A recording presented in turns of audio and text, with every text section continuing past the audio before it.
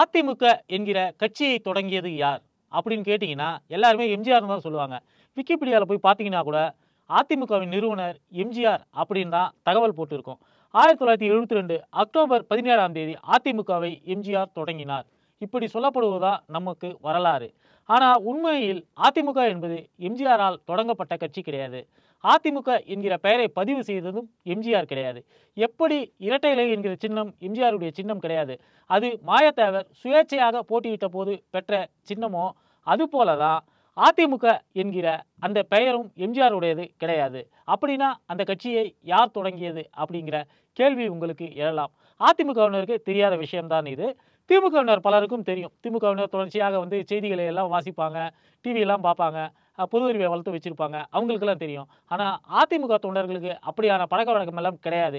எடப்பாடி பழனிசாமிக்கு அதிமுகவை தொடங்கியது யாரு அப்படின்னு தெரியுமா என்பது சந்தேகம்தான். யாரால் தொடங்கப்பட்டது அதை பற்றி இன்னைக்கு நியூஸ் ரோஸ்ட்ல பார்க்க போறோம். Welcome to news roast.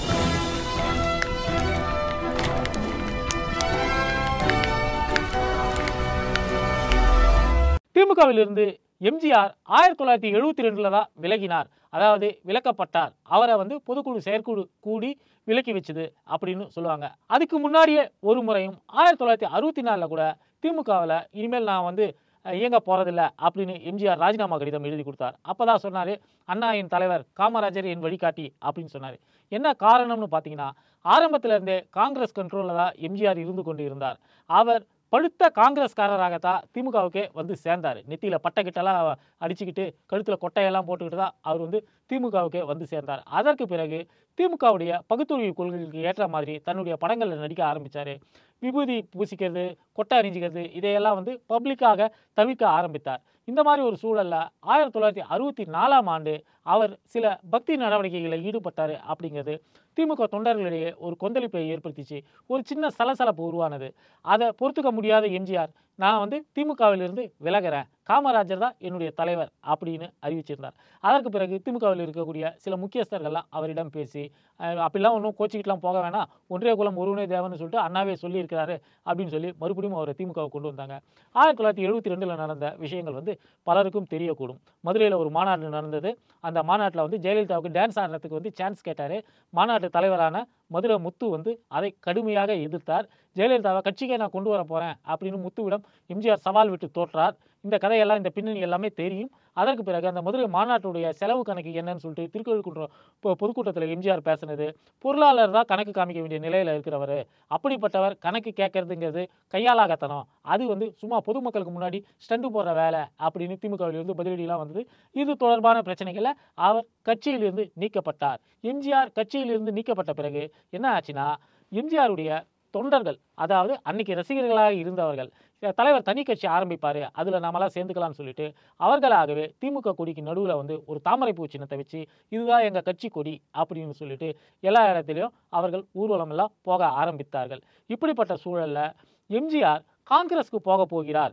எப்படி 1964 இருந்து அவர் விலகிய பிறகு காங்கிரஸுக்கு போகக்கூடிய ஒரு மூட்ல இருந்தாரோ, அதே போன்ற மூட்ல தான் 1972 இருந்தார். ஏன் அவர் காங்கிரஸுக்கு போகணும் அப்படின்னு கேட்டிங்கன்னா, காங்கிரஸ் அன்றைக்கு ஒன்றியத்தை ஆண்டு கொண்டிருந்த கட்சி. அதாவது சர்வ வல்லமையுடன் காங்கிரஸ் அன்னைக்கு ஆண்டு கொண்டிருந்தது. காங்கிரஸ் இவருடைய உலகம் சுற்றும் வாலிபன் படத்துக்கு வெளியில் போய் ஷூட்டிங்லாம் பண்ணிட்டு வந்தார். ஜப்பான், ஹாங்காங்கு, தாய்லாந்துலாம் போய் ஷூட்டிங் பண்ணிட்டு வந்தார்.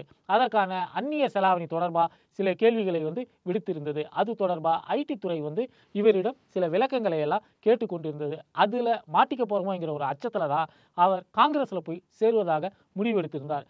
அவரை காங்கிரஸுக்கு போக விடாமல் அன்னைக்கு தடுத்தது யார் அப்படின்னு பார்த்தீங்கன்னா, கம்யூனிஸ்ட் கட்சியுடைய கல்யாண சுந்தரம் அவர்கள் தான் அந்த திருப்பணியை செய்தது. அவர் என்ன சொன்னார்னா, அவருக்கு ஒன்றும் அக்கறையெல்லாம் எம்ஜிஆர் மீது எல்லாம் ஒன்றும் பெருசாக ஒன்றும் கிடையாதுன்னு வச்சுங்களேன்.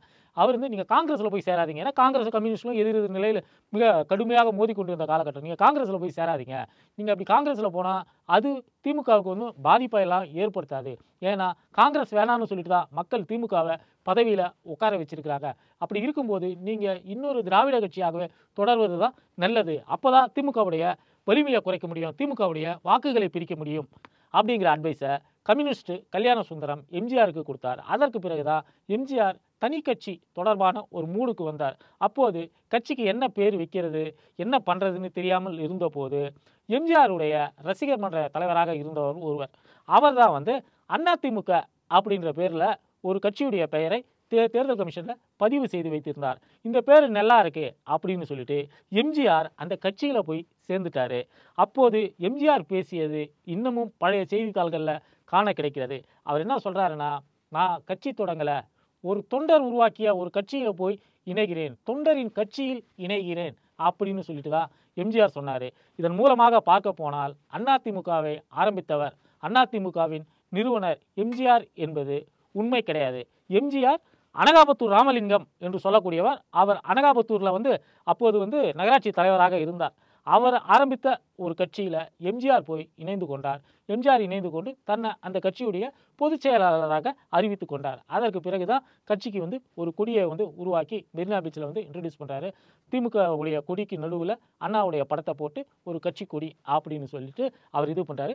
இன்னும் ஒரு 4-5 ஆண்டுகளில் எமர்ஜென்சி காலகட்டத்தில் பிராந்திய கட்சிகளை எல்லாம் காங்கிரஸ் தடை செய்து விடும் அப்படிங்கிற ஒரு அச்சம் ஏற்பட்ட போது திமுக அதை எதிர்த்து நின்றது. அதிமுகவோ எடப்பாடி பாணியில் காங்கிரஸ் காலில் கையில் விழுந்து தங்களுடைய கட்சிக்கு முன்னாடி அனைத்து இந்திய அப்படிங்கிற ஒரு டேகை சேர்த்துக்கிட்டு அனைத்து இந்திய அதிமுகவாக ஆனது.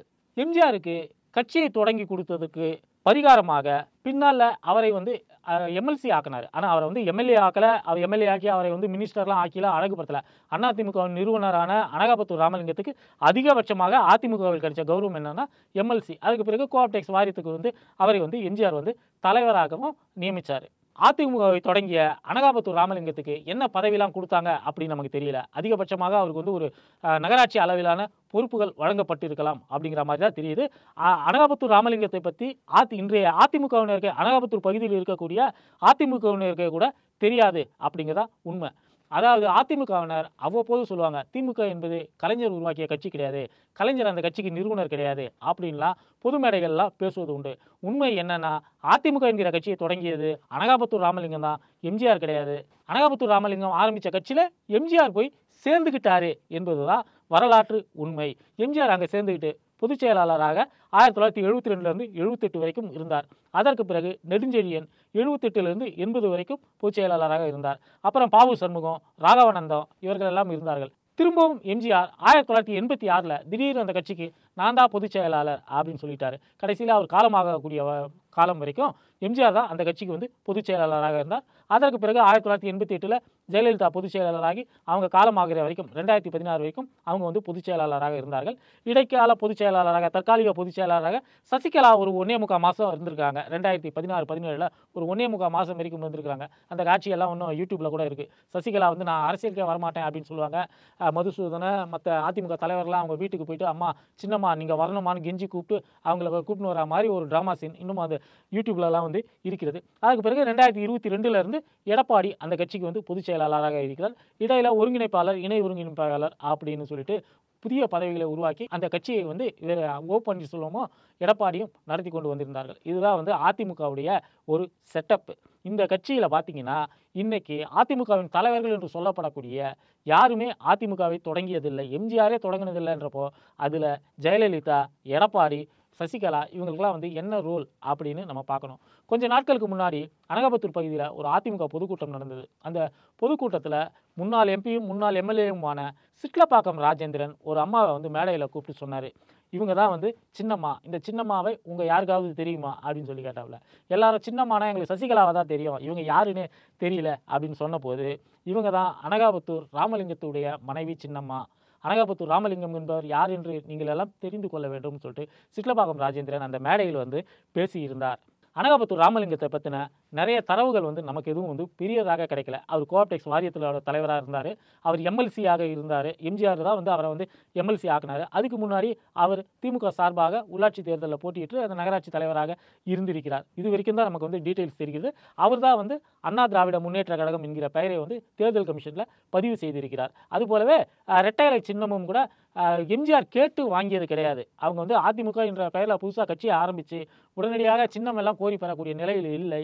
அப்போது திண்டுக்கல் இடைத்தேர்தலில் மாயத்தேவர் அவருக்கு விருப்பமான ஒரு சின்னத்தை எளிதில் வரைவதற்கு வாகாக இருந்த ஒரு சுயேட்சை சின்னமான இரட்டை இலையை வாங்கி பெற்றார். அந்த இரட்டை இலையில் மாயத்தேவர் ஜெயித்த பிறகு அதையே அதிமுகவின் சின்னமாக இவர்கள் தேர்தல் கமிஷனில் வாங்கி பெற்றார்கள். அதற்கு பிறகு ஒரு சட்டமன்ற இடைத்தேர்தல் நடந்தது. அதிலும் கூட அவர்கள் இரட்டை இலை சின்னத்தில் தான் போட்டியிட்டார்கள். அந்த வகையில் பார்க்க போனால் அதிமுக என்கிற ஒரு கட்சி இரட்டை இலை என்கிற சின்னம் இரண்டுமே எம்ஜிஆர் உருவாக்கியது கிடையாது.